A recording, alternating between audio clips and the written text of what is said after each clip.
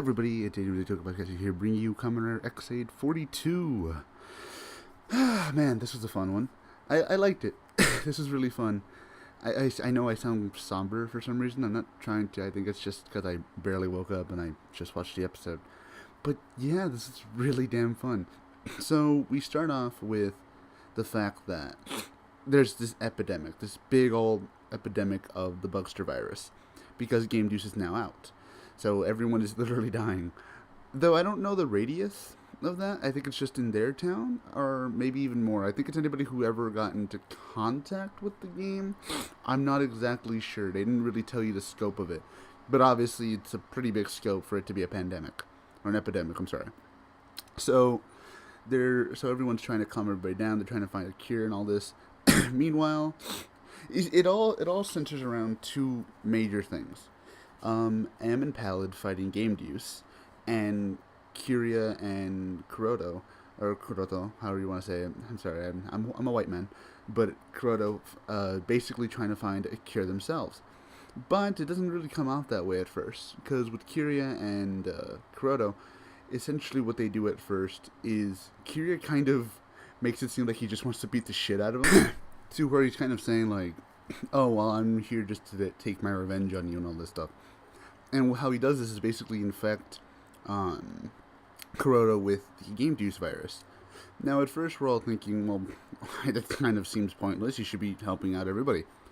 But then then it comes to fruition, or to light, that, oh no, he is trying to help out. He's just doing it his own way, to the point where he can infect Kuroto as much as he wants. Because remember, Kuroto basically has all these lives. So he's infecting him so Kuroto can get used to it and basically create an antibody, which is pretty damn interesting. I really like that. I like that idea. The dynamic of that is really cool, especially since they have to, keep kicking the shit out of each other. It's just cool.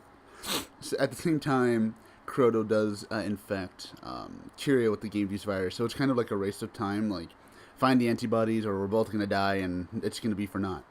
So essentially, while this is happening again, M and Pallid are still fighting Game Deuce. And it's interesting because it's the first time in a while that I remember a writer villain having all of the powers instead of the writer himself, which is kind of cool. I like that.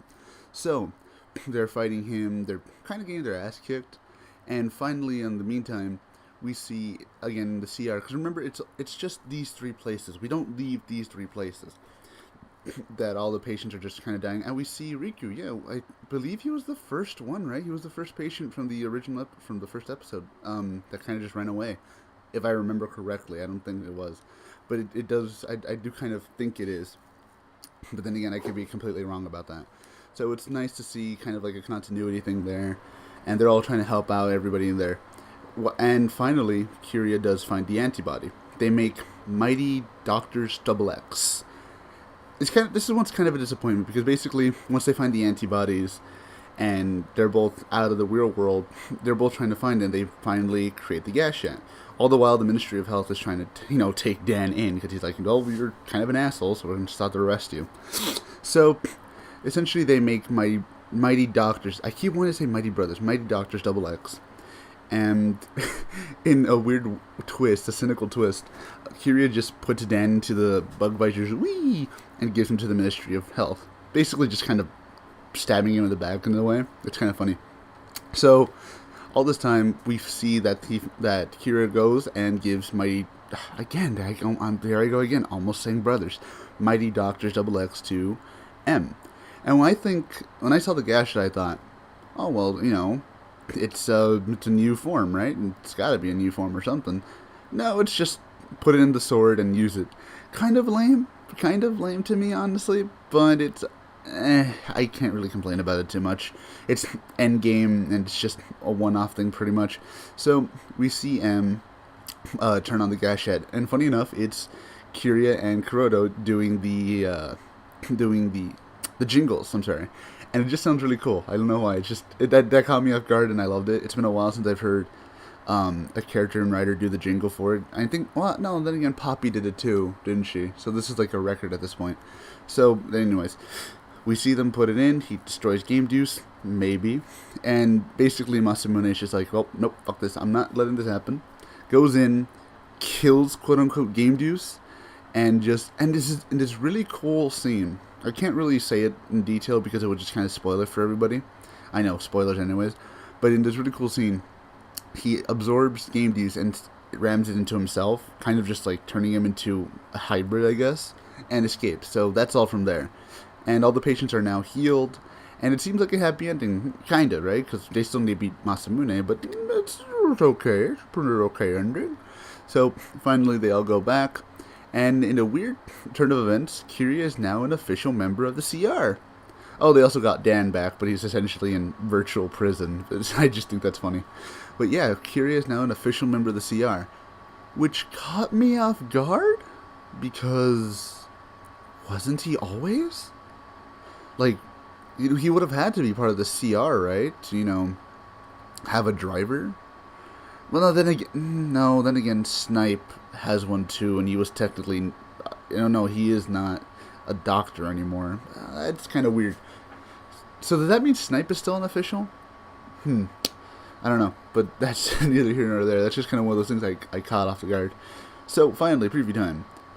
Chronodeus,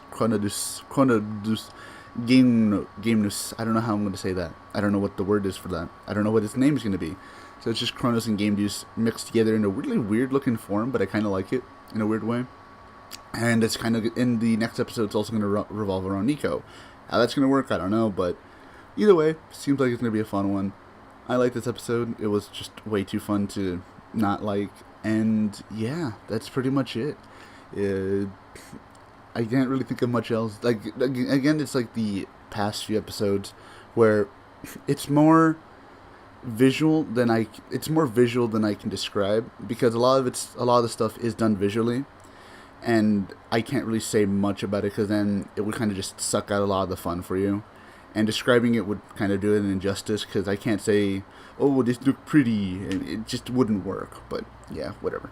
So that being said, like what you saw or heard, experience on the channel, please like, comment, subscribe. I will see you all next week. Bye bye.